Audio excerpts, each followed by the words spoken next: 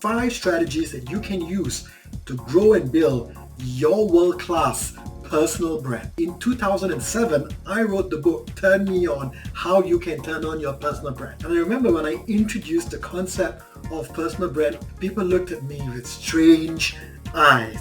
What is this guy talking about? What's personal branding?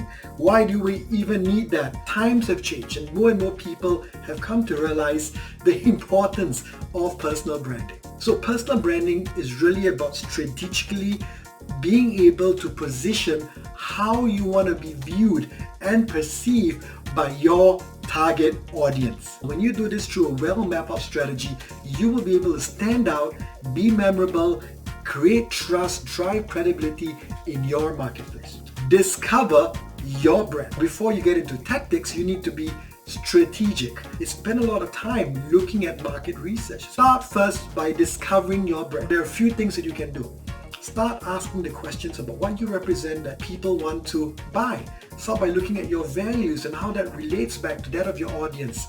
And when you look at competition, you also need to be looking at what your audience wants. What is it that the audience is asking for? And how does your personal brand fit into those needs and those wants? So step number 1, please discover your personal brand.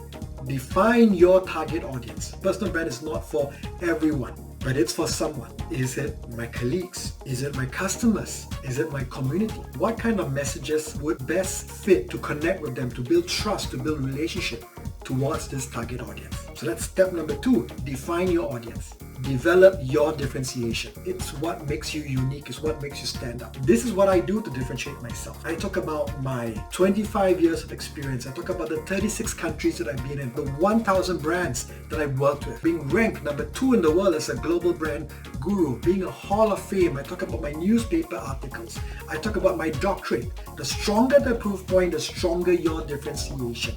The need to deliver your brand. You need to start thinking about branded assets, and you need to start thinking about branding your channels. Branded assets is things like your name cards, your website, your brochures. All these need to be branded to reflect your brand. Then we talk about branded channels. These are channels which people can see and understand what your brand is all about. The ability to have a powerful branded channel such as LinkedIn is going to help you stand out in the marketplace. In fact, I spend a lot of time working with personal brands, helping them develop their LinkedIn strategy. So being able to look at these channels and being able to ensure that your brand stands out in this channel or this platform is extremely crucial.